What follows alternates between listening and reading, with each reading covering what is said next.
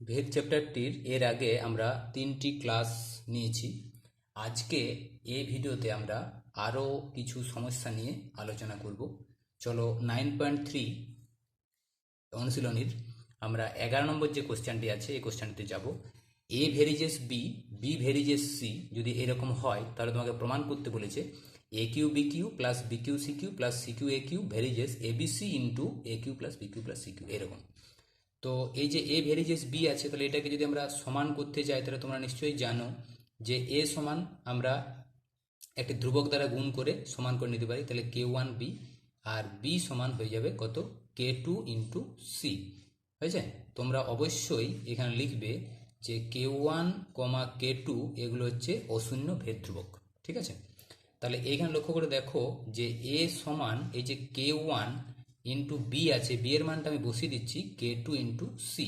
তাহলে এর মানটি হয়ে গেল কে ওয়ান কে টু সি আর বি এর মানটি হয়ে গেল কে টু সি। এরপর তোমাকে প্রমাণ করতে বলেছিল যে এই যে এটা এই রাশিমালাটির সঙ্গে সরলভেদে আছে। তো আমরা জানি যে এ ভেরিজেস বি এটা সমানে লেখা যায় এ সমান কে ইন্টু বি, তার মানে হচ্ছে এ বাই বি সমান ধ্রুবক। অর্থাৎ এর সঙ্গে বি সরল ভেদে আছে, এটা প্রমাণ করতে হলে আমাদেরকে প্রমাণ করতে হয় এ কে বি দ্বারা ভাগ করে ধ্রুবক ধ্রুবক দেখাতে হবে। ঠিক আছে? তাহলে এ কে যদি বি দ্বারা ভাগ করে ধ্রুবক আমরা দেখাতে পারি তাহলে আমরা বলতে পারবো যে এটা বি এর সঙ্গে সরল ভেদে আছে। ঠিক আছে? তাহলে একই রকমভাবে ভাবো তুমি যে এই রাশিমালাটি এর সঙ্গে সরল ভেদে আছে, তার মানে তোমাকে এই রাশিমালাকে এই রাশিমালা দ্বারা ভাগ করে, অর্থাৎ এই যে ভাগফলটা, এই ভাগফলটা তোমাকে দেখাতে হবে ধ্রুবক। তুমি যদি ধ্রুবক প্রমাণ করতে পারো তাহলেই তোমার যেটা বলা ছিল যে এই রাশিমালাটি এর সঙ্গে সরলভেদে থাকবে সেটা আমাদের প্রমাণ হয়ে যাবে। তো লক্ষ্য করে আমরা দেখি ভাগ করে কি আসছে। এ কিউ মানে দেখো এ কিউ মানে হচ্ছে K one Q K two Q C Q, নাকি? তাহলে কে ওয়ানের কিউ কে টুর কিউ ইন্টু সি কিউ। আচ্ছা, তার সঙ্গে আছে বি কিউ, বি কিউ মানে দেখো কে টুর whole Q into C Q. ঠিক আছে? প্লাস বিকিউ সিকিউ, বিকিউ মানে দেখো বিকিউ হচ্ছে কে টুর হোল কিউ ইন্টু সিকিউ, তার সঙ্গে দেখো একটা সিকিউ আছে।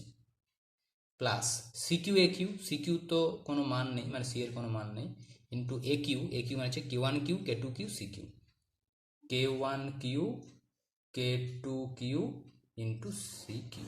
ঠিক আছে? নিচে ডিভাইডেড বাই এ, এ মানে দেখো এ মানে আছে কে ওয়ান কে টু সি, বি, বি মানে হচ্ছে কে টু সি, তার সঙ্গে দেখো একটা সি আছে। এবার ব্র্যাকেটে আছে এ কিউ, এ কিউ মানে কত, এ কিউ হচ্ছে কে ওয়ানের কিউ কে টুর কিউ আর C Q, plus B Q, B Q মানে কত, কে টুর whole Q C Q, K টুর whole Q into C Q, plus আছে সি কিউ, সি এর কোনো মান নেই।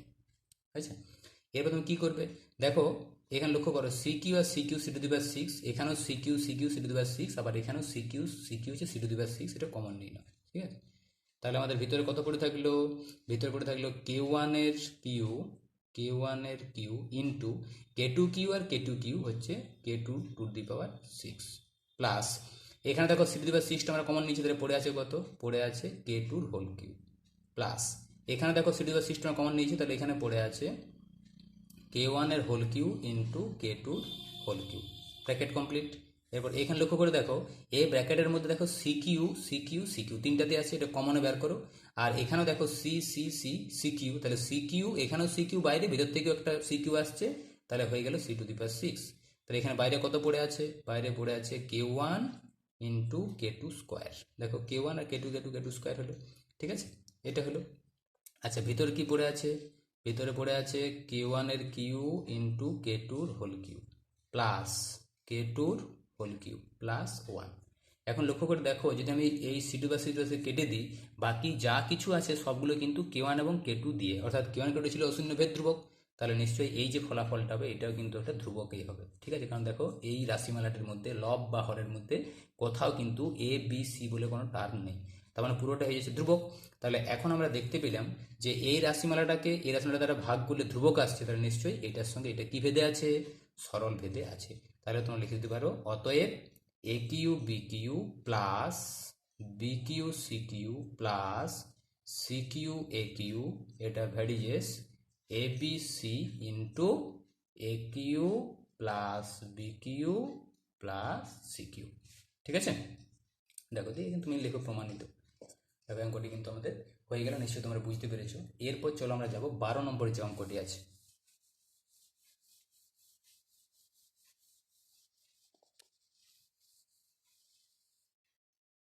আচ্ছা, 12 নম্বর যে অঙ্কটি আছে, 12 নম্বর অঙ্কটি পড়ো।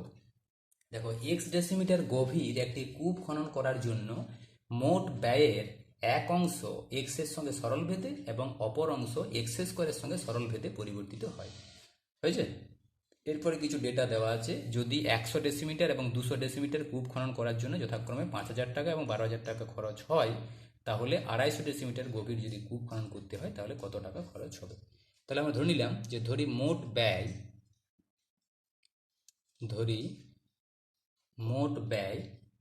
দেখো মোট ব্যয় কত?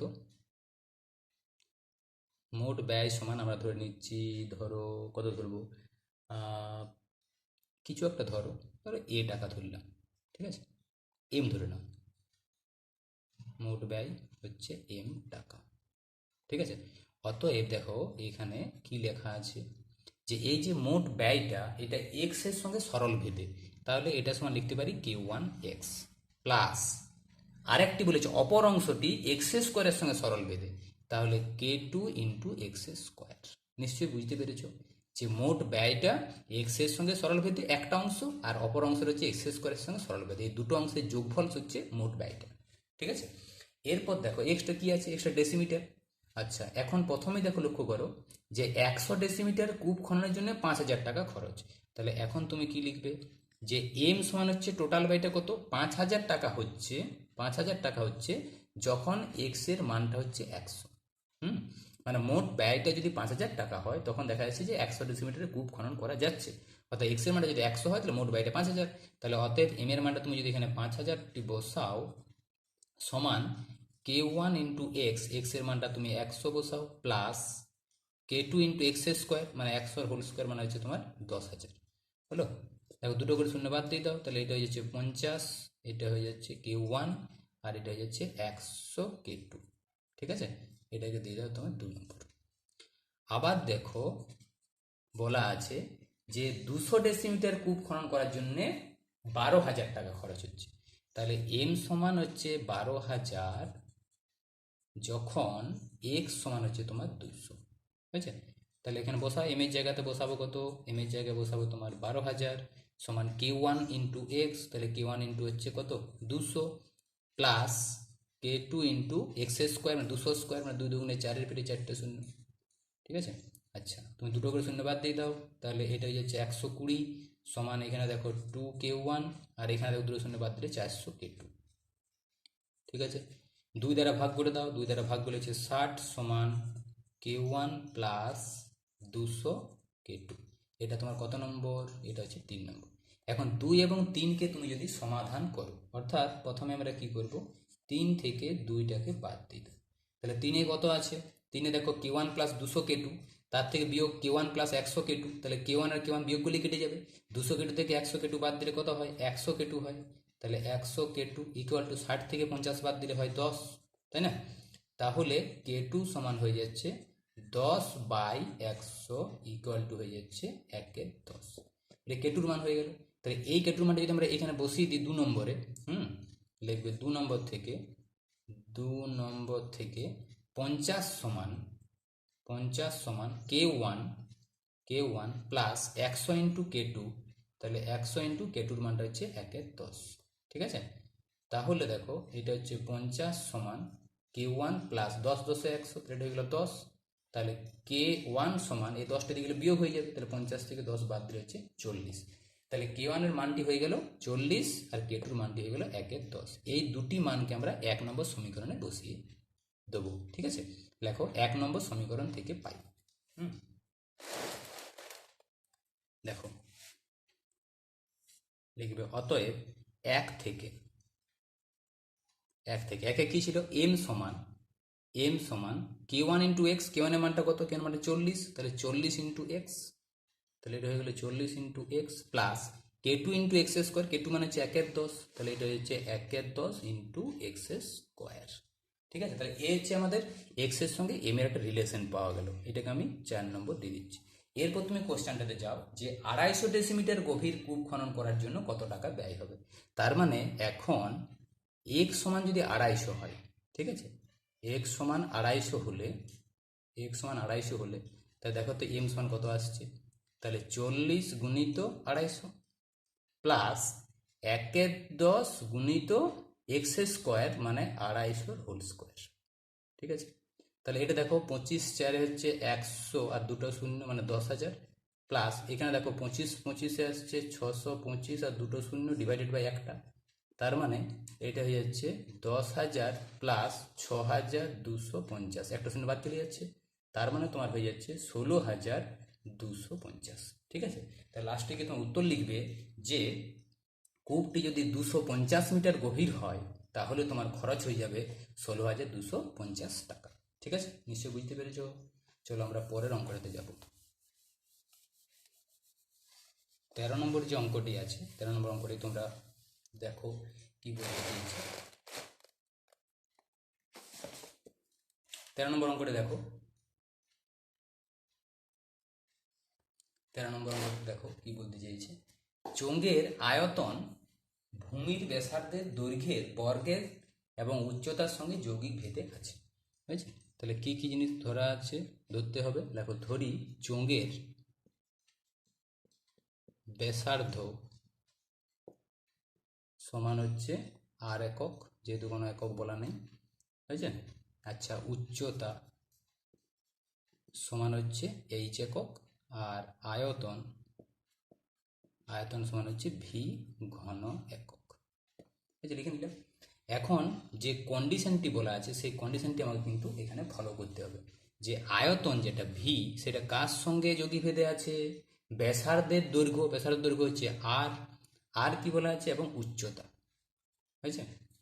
লক্ষ্য করো যে চোঙের আয়তনটা কি বলেছে, যে ভূমির ব্যাসার্ধের দৈর্ঘ্যের বর্গের মানে এটা হচ্ছে আর স্কোয়ার, আর উচ্চতা মানে হচ্ছে এইচ, এই দুটোর সঙ্গে তোমার যৌগিক ভেদে আছে। তাহলে ভি সমান হচ্ছে ভি ভ্যারিজেস আর স্কোয়ার ইন্টু এইচ, তাহলে বা ভি সমান তুমি কত লিখতে পারবে, ভি সমান লিখতে পারবে কে ইন্টু আর স্কোয়ার ইন্টু এইচ, হয়েছে। এটাকে আমি 1 নাম্বার দেবো, আর ব্র্যাকেটে আমরা সঙ্গে সঙ্গে লিখবো যে কে এটা হচ্ছে অশূন্য ভেদ ধ্রুবক, হয়েছে।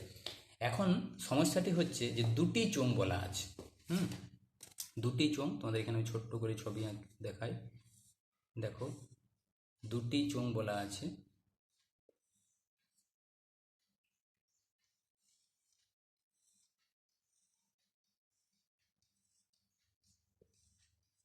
দেখো দুখানা চোঙ বলা আছে, এই দুখানা চোঙের বলেছে ভূমির ব্যাসার্ধের দৈর্ঘ্যের অনুপাত 2:3, তার মানে এর ব্যাসার্ধটা যদি তোমার 2x হয় তাহলে এর ব্যাসার্ধটা হয়ে যাবে 3x, ঠিক আছে।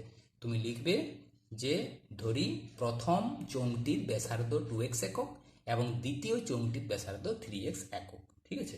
আর উচ্চতাটা বলেছে 5:4 এবং উচ্চতাটা এটার যদি 5x একক হয়, এখানে x তো ধরা চলবে না, x তো একবার ধরেছি, তাই না, y ধরো, তাহলে উচ্চতাটা যদি এর 5y হয় তাহলে এর উচ্চতার হয়ে যাবে 4y, তার মানে প্রথম চোঙটির যে উচ্চতা 5y একক এবং দ্বিতীয় চোঙটির উচ্চতা 4y একক আমরা ধরে নিলাম। এরপর তোমাকে বলেছে যে ওদের আয়তনের অনুপাত কত হবে, ঠিক আছে। তাহলে অতএব আয়তনের অনুপাত, দেখো কিভাবে আমরা আয়তনের অনুপাতটি বের করে নেব। তাহলে আয়তন মানে এই যে ফর্মুলা ভি সমান কে ইন্টু আর স্কোয়ার ইন্টু এইচ, এই ফর্মুলাটা আমাদের কাজে লাগাতে হবে। তাহলে ভি সমান কত, প্রথমে আছে কে, প্রথম চোঙটা আমি আয়তন বের করতে চাইছি, আর স্কোয়ার, আর মানে কত, এই যে ব্যাসার্ধ 2x তার whole square into H, H মানে কত 5 ইন্টু ওয়াই, অনুপাত দ্বিতীয়টি বের করে হবে, দ্বিতীয়টি কত, প্রথমে কে তারপর আর স্কোয়ার, আর মানে কত, আর মানে হচ্ছে 3x তার whole square into H, H মানে দেখো আছে কত 4y, তার মানে দেখো কে গুলো তো বাদ চলেই যাচ্ছে, তাহলে কত হয়ে যাচ্ছে 4x স্কোয়ার ইন্টু 5y, আর এটা হয়ে যাচ্ছে 9x স্কোয়ার ইন্টু 4y, ঠিক আছে। তাহলে লক্ষ্য করো এখানে কি হচ্ছে, X square X square Y আর এক্স স্কোয়ার ওয়াই বাদ চলে যাচ্ছে, চারটাও বাদ চলে যাচ্ছে, এই যে 4 আছে এখানেও 4 আছে, তাহলে শুধুমাত্র পড়ে থাকছে এদিকে 5 আর এদিকে পড়ে থাকছে 9, তার মানে আয়তনের যে অনুপাতটা সেই অনুপাতটা হবে 5:9, ঠিক আছে। নিশ্চয়ই বুঝতে পেরেছো। চলো আমরা এবার 14 নম্বর যে কোশ্চেনটি আছে 14 নম্বর কোশ্চেনটিতে যাব। দেখো কোয়েশ্চেন কি বলছে, পাঁচলা গ্রামের কৃষি সমবায় সমিতি একটি ট্রাক্টর ক্রয় করেছে। আগে সমিতির 2400 বিঘা জমি 25টি লাঙ্গল দিয়ে চাষ করতে 36 দিন সময় লাগতো। এখন অর্ধেক জমি মানে 2400 অর্ধেক হচ্ছে 1200 বিঘা জমি কেবল ওই ট্রাক্টরটি দিয়ে 30 দিনে চাষ করা যায়। তাহলে একটি ট্রাক্টর কয়টি লাঙ্গলের সমান কাজ করতে পারে সেটি তোমাকে ভেদ তত্ত্বের প্রয়োগে নির্ণয় করতে বলেছে। ঠিক আছে, তাহলে তুমি প্রথমেই কি নেবে, জমির পরিমাণ তুমি লিখতে পারো জমির পরিমাণ। ঠিক আছে, তারপর তুমি লেখো সময়, তারপর তুমি লেখো লাঙ্গলের সংখ্যা, লাঙ্গলের সংখ্যা। তাহলে দেখো জমির পরিমাণ তোমার দেওয়া আছে কত, 2400 বিঘা। সময় দেওয়া আছে কত, সময় দেওয়া আছে 36 দিন। কটা লাঙ্গল লাগছিল, 25টা লাঙ্গল লাগছিল। ঠিক আছে, 25টি লাঙ্গল লাগছিল। এখন তার অর্ধেক মানে 1200 বিঘা জমি তখন দেখছে যে 30 দিনে চাষ হয়ে যাচ্ছে কটি ট্রাক্টরে, একটি ট্রাক্টরে। আমরা দেখে নেব যে 1200 বিঘা জমি 30 দিনে যদি ওই লাঙ্গলগুলোর সাহায্যে চাষ করতে হতো তাহলে কতখানা আমাদের লাঙ্গলের প্রয়োজন হতো। তাহলে এইখানে যে মানটি আসবে ততগুলি লাঙ্গলের সমানেই একটি ট্রাক্টর কাজ করতে পারে, সিম্পল ব্যাপার। তাহলে আমরা প্রথমে আমাদের কাজ হচ্ছে যে 1200 বিঘা জমি 30 দিনে চাষ করতে গেলে কখানা লাঙ্গল লাগছে, সেই ততখানা লাঙ্গলের সমান একটি ট্রাক্টর কাজ করতে পারে। ঠিক আছে, তাহলে আমরা কি করব, প্রথমে যে জমির পরিমাণটাকে আমি ধরে নিচ্ছি এ, এগুলো তোমার লিখবে একটু ধরে, জমির পরিমাণ এ, সময় হচ্ছে বি, আর লাঙ্গল হচ্ছে সি। ঠিক আছে, তাহলে দেখো এই যে এ মানে জমির পরিমাণ, সময় যত বেশি হবে, ঠিক আছে, তুমি এটাকে প্রথমে বাদ দাও, এটাকে স্থির রাখো, লাঙ্গলের সংখ্যাটা ধরো একই আছে, তাহলে সময়টা তুমি যত বাড়াবে জমির পরিমাণ তত বাড়বে, জমির পরিমাণ তত বেশি চাষ করা যাবে। অর্থাৎ এর সঙ্গে বি এর কি সম্পর্ক, এর সঙ্গে বি এর সরল সম্পর্ক। এখানে কে ধ্রুবক বলো তো, যখন সি স্থির, তাই না। এরপর দেখো যত তুমি লাঙ্গল বেশি লাগাবে, যত লাঙ্গল তুমি বেশি লাগাবে তত তোমার জমিটা বেশি চাষ করা যাবে। যত বেশি লাঙ্গল লাগাবে তত তুমি জমির পরিমাণটা বেশি চাষ করা যাবে। লাঙ্গল যত তুমি কমাবে জমির পরিমাণ তত কম চাষ করা যাবে। তো অর্থাৎ এর সঙ্গে সি এর যে সম্পর্ক সেটাও কিন্তু সরল সম্পর্ক, তাই বেড়েছে সি। এখানে লিখবে যখন বি স্থির। এখন যৌগিক ভেদের উপাদ্য থেকে আমরা কি পাই, লিখবে যৌগিক ভেদের উপাদ্য থেকে পাই এ ভেরিজেস বি সি, হয়েছে, বা এ সমান কে ইন্টু বিসি। এখানে অবশ্যই তোমাকে লিখতে হবে কে হলো ভেদ ধ্রুবক। ঠিক আছে, বেশ, এবার তুমি কন্ডিশনটাকে কাজে লাগাও। ঠিক আছে, এটাকে আমি 1 নম্বর দিয়ে দিলাম। এখন তুমি লক্ষ্য করে দেখো যে এর মানটা যখন 2400, এর মানটা যখন 2400, বি এর মানটা তখন কত, বি এর মানটা তখন 36, আর সি এর মানটা তখন 25, সি এর মানটা তখন 25। তাহলে বলো দেখি এখান থেকে এ সমান, তুমি যদি এখানে 2400টি প্রয়োগ করো, সমান কে ইন্টু বিসি, বি মানে কত, বি মানে হচ্ছে 36 আর সি মানে হচ্ছে তোমার 25। তার মানে কে সমান কত হয়ে যাচ্ছে, কে সমান হয়ে যাচ্ছে 2400 ডিভাইডেড বাই 36 গুণিত 25।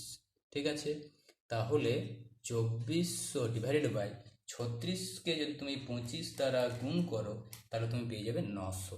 ঠিক আছে, দুটো করে শূন্য বাদ দিয়ে দাও, তাহলে এটা হয়ে যাচ্ছে 24/9, তার মানে 3 8 24 আর 3 3 9, তার মানে তুমি 8/3 ওই ধ্রুবকটির মানটি পেলে। অতএব তুমি বলতে পারবে যে এ সমান, কে এর মানটা কত 8/3 ইন্টু বি ইন্টু সি। তোমাকে বের করতে বলেছে জমির পরিমাণটা যদি 1200 হয়, মানে এর মানটা যখন 1200, বি এর মানটা যখন 30, তখন সি কত হবে। তাহলে এখানে লেখো, এখন এ ইকুয়াল টু হচ্ছে তোমার কত 1200, বি ইকুয়াল টু কত 30। অতএব তুমি কি লিখবে, এর মানটা হচ্ছে 1200 ইকুয়াল টু 8/3 বিসি, বি মানে কত, বি মানে হচ্ছে তোমার 30 ইন্টু সি। তাহলে দেখো এখান থেকে তুমি কি পাচ্ছ, 3 10 30, তাহলে 1200 সমান 10 8 80 সি। তার মানে দেখো সি সমান হয়ে যাচ্ছে 1200/80। একটা শূন্য বাদ দিলে পড়ে থাকছে কত, দেখো একটা শূন্য যদি বাদ দাও তাহলে পড়ে থাকছে 120/8, 8 15 হচ্ছে 120।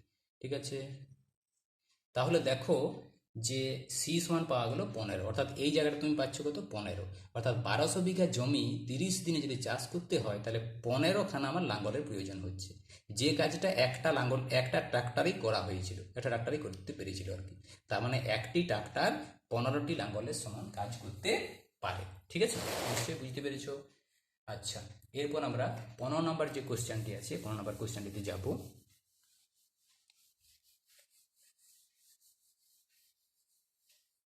দেখো 15 নম্বর যে কোশ্চেনটি আছে লক্ষ্য করো, কি বলা আছে, একটি গোলক আছে, ঠিক আছে, গোলকের ব্যাসার্ধ ধরি, ব্যাসার্ধ সমান হচ্ছে আর একক। আচ্ছা, আর কি কি আছে দেখে নিই একবার। আয়তন আছে, তাহলে আয়তন সমান ভি ঘন একক, এটা। আর আরেকটা কি বলা আছে, পৃষ্ঠতলের ক্ষেত্রফল, মানে যেটা আমাদের বক্রতলের ক্ষেত্রফল, সেটা এখানে নাম দেওয়া হয়েছে পৃষ্ঠতলের ক্ষেত্রফল। এটা আমরা এস ধরে নিচ্ছি, এস বর্গ একক, এটা। এখন যেটা বলা হয়েছে যে গোলকের আয়তনটা, মানে এখানে ভিটা কার সঙ্গে, ব্যাসার্ধের দৈর্ঘ্যের ত্রিঘাতের সঙ্গে সরলভেদে আছে। ব্যাসার্ধের দৈর্ঘ্য তো আর, তাহলে তার ত্রিঘাতের সঙ্গে সরলভেদে আছে, এটা 1 নম্বর। আর কি, আর গোলকের পৃষ্ঠতলের ক্ষেত্রফল মানে এসটা, এটা আবার কি বলা আছে, তার ব্যাসার্ধের দৈর্ঘ্যের বর্গের সঙ্গে সরলভেদে আছে, মানে ব্যাসার্ধের দৈর্ঘ্য আর, তার আর স্কোয়ারের সঙ্গে হচ্ছে তোমার সরলভেদে আছে। ঠিক আছে, এখন লক্ষ্য করো, প্রমাণ করতে বলেছি যে গোলকের আয়তনের বর্গ তার পৃষ্ঠতলের ক্ষেত্রফলের ঘনের সঙ্গে সরলভেদে থাকবে, অর্থাৎ এখানে ভি এর সঙ্গে এসের একটা সম্পর্ক বের করতে বলেছে। তো দেখো এখান থেকে তুমি অবশ্যই করতে পারবে যে ভি সমান K1 ইন্টু আর কিউ। ঠিক আছে, এখানে তুমি কি লিখবে, এখানে লিখবে K1 হচ্ছে অশূন্য ভেদ ধ্রুবক।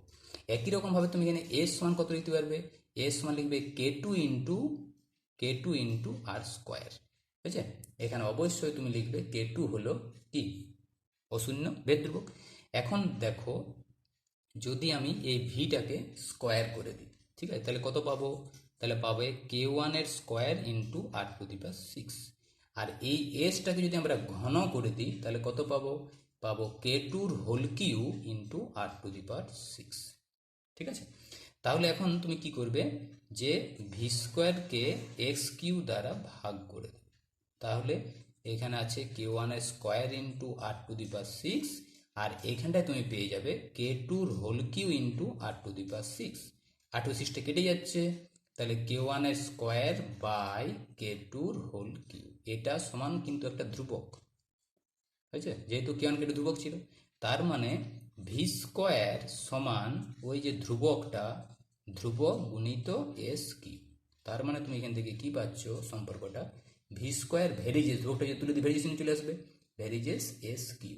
অর্থাৎ আমাদের কি প্রমাণ হলো, যে গোলকের আয়তনের বর্গ তার পৃষ্ঠতলের ক্ষেত্রফলের ঘনের সঙ্গে সরলভেদে আছে। দেখো যেটা বলেছিল সেটা কিন্তু আমরা প্রমাণ করতে পেরেছি। হলো, তাহলে দেখো এইভাবে আমরা বড় কোশ্চেন আমরা সব মোটামুটি করে ফেললাম। এরপর দু একটা আমরা শর্ট কোশ্চেনের দিকে যাব। একদম 16র যে কোশ্চেনগুলো আছে তোমরা নিশ্চয়ই এগুলো পারবে, 1 2 3 4 এগুলো আমরা করছি না, একদম 5-এর যে অঙ্কটা আছে এই 5-এর অঙ্কটাতে একটু যাব। আচ্ছা, এখানে আছে ওয়াই মাইনাস জেড ভেরিজেস 1/x। আচ্ছা, আরেকটি আছে জেড মাইনাস এক্স ভেরিজেস 1/y, আর এক্স মাইনাস ওয়াই ভেরিজেস 1/z। তাহলে বলা হয়েছে ভেদ ধ্রুবক যে তিনটা পাওয়া যাবে এখান থেকে, এই ভেদ ধ্রুবক তিনটির সমষ্টি কত হবে। তাহলে এখান থেকে তুমি এক কাজ করো, যে Y minus Z equal to তুমি এখানে কত করতে পারো, K1 ইন্টু 1/x, সমান করতে গেলে এটা ধ্রুবক দ্বারা গুণ করতে হয়।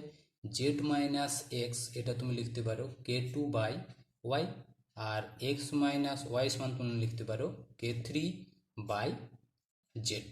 ঠিক আছে, এখানে তুমি অবশ্যই লিখবে যে K1, K2, K3 হলো অশূন্য ভেদ ধ্রুবক। ঠিক আছে, তাহলে এখানে দেখো তুমি K1 সমান কত পাচ্ছ, K1 সমান দেখো এক্স দ্বারা এখানে গুণ হয়ে যাচ্ছে, তাহলে এক্স দ্বারা গুণ করলে XY মাইনাস XZ। আচ্ছা বলো তো পরেরটা থেকে K2 সমান কত পাবো, K2 সমান দেখো YZ মাইনাস YX। এর দেখো k3 সমান কত পাবো, তাহলে k3 সমান দেখো জেড দ্বারা গুণ হয়ে যাবে, জেড দ্বারা গুণ হলে হচ্ছে X Z minus Y Z. এখন এই তিনটাকে যদি আমরা যোগ করে দিই, তোমাদের যেটা চেয়েছি যে ভেদ ধ্রুবক তিনটির সমষ্টি কত, তাই তিনটে যোগ করলে কত হয়ে যাবে, তাহলে X Y minus X Z, তারপর তুমি লিখবে Y Z minus Y X আর X Z minus Y Z. এখন লক্ষ্য করো যে এক্স ওয়াই এর সঙ্গে তুমি দেখো এক্স ওয়াই জেড এর সঙ্গে দেখো ওয়াই জেড আর এক্স জেড এর সঙ্গে জেড কেটে পড়ে উত্তর হয়ে যায় 0, অর্থাৎ ভেদ ধ্রুবক তিনটে যে সমষ্টি সেই সমষ্টিটা হয়ে গেল কত, 0। ঠিক আছে। আচ্ছা, এরপর আমরা বি এর যে কোশ্চেনগুলো আছে সত্য মিথ্যা, সেটা একদম যে 1 নম্বর কোশ্চেনটি এটা একটু আমরা দেখে নেব। 1 নম্বর কোশ্চেনে কি আছে, ওয়াই ভেরিজেস 1/x, তার মানে ওয়াই এক্স এর সঙ্গে ব্যস্ত ভেদে আছে। ব্যস্ত ভেদে গেলে কি হয়, আমরা জানি যে ওয়াই এর সঙ্গে এক্স এই দুটোর গুণফল সমান ধ্রুবক হয়, কিন্তু ওরা বলে দিয়েছে যে Y by X equal to অশূন্য ভেদ ধ্রুবক। ঠিক আছে, তো আমরা জানি যে যদি ব্যস্ত ভেদে থাকে তখন গুণফল সমান ধ্রুবক হয়, ভাগফল নয়। ঠিক আছে, তাহলে নিশ্চয়ই এটা হচ্ছে তোমার কত, ফলস হয়ে যাবে বা মিথ্যা হবে। আচ্ছা, 2 নম্বর যে কোশ্চেনটি আছে, 2 নম্বর কোশ্চেনে দেখো এক্স ভেরিজেস আছে জেড, ঠিক আছে, আর ওয়াই ভেরিজেস আছে জেড, তাহলে এক্স ওয়াই ভেরিজেস জেড হয়ে যাবে বলছে। তো দেখা যাক, তো এক্স ভেরিজেস জেড হলে আমরা অবশ্যই লিখতে পারি জেড ভেরিজেস এক্স। আমরা একটা দেখবে বৈশিষ্ট্যতে পড়েছি যে এ ভেরিজেস বি মানে কিন্তু বি ভেরিজেসই লেখা যায়, তাহলে এক্স ভেরিজেস জেড মানে জেড ভেরিজেস এক্স লেখা যায়, আবার এটাকে ওয়াই ভেরিজেস জেড মানে জেড ভেরিজেস ওয়াই লেখা যায়। ঠিক আছে, তো লক্ষ্য করো যে এই দুটোকে যদি আমরা যোগী ভেদ উপপাদ্য কাজে লাগাই তাহলে আমরা লিখতে পারবো যে জেড ভেরিজেস এক্স ওয়াই, আবার এখান থেকে আমরা লিখতে পারবো যে এক্স ওয়াই ভেরিজেস জেড। ঠিক আছে, কারণ এ ভেরিজেস বি মানে বি ভেরিজেস এ, তাহলে অবশ্যই আমরা শেষ পর্যন্ত পেলাম এক্স ওয়াই ভেরিজেস জেড, যেটা আমাদের কিন্তু বলেছিল, তার মানে এটা অবশ্যই হয়ে যাবে ট্রু। ঠিক আছে, আচ্ছা বি এরগুলো হলো।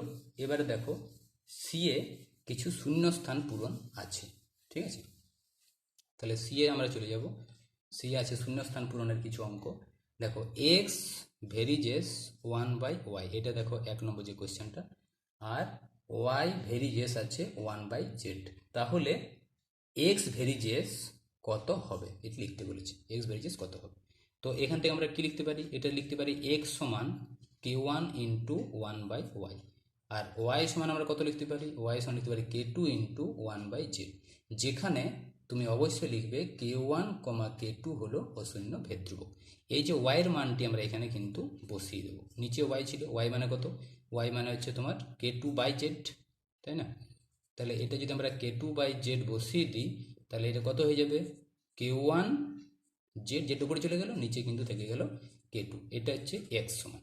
ঠিক আছে, যেহেতু k1 k2 দুটোই ধ্রুবক, তাহলে ভাগফলটা হয়ে যাবে ধ্রুবক, তাই এই ধ্রুবকটা যদি তুলে দেওয়া হয় তাহলে জেডের সঙ্গে কি চিহ্ন চলে আসবে, ভেরিজেস চিহ্ন, তাহলে এক্স ভেরিজেস জেড, তাহলে শূন্যস্থানে ছিল এক্স ভেরিজেস কত হবে, তাহলে এক্স ভেরিজেস অবশ্যই হয়ে যাবে কত, জেড।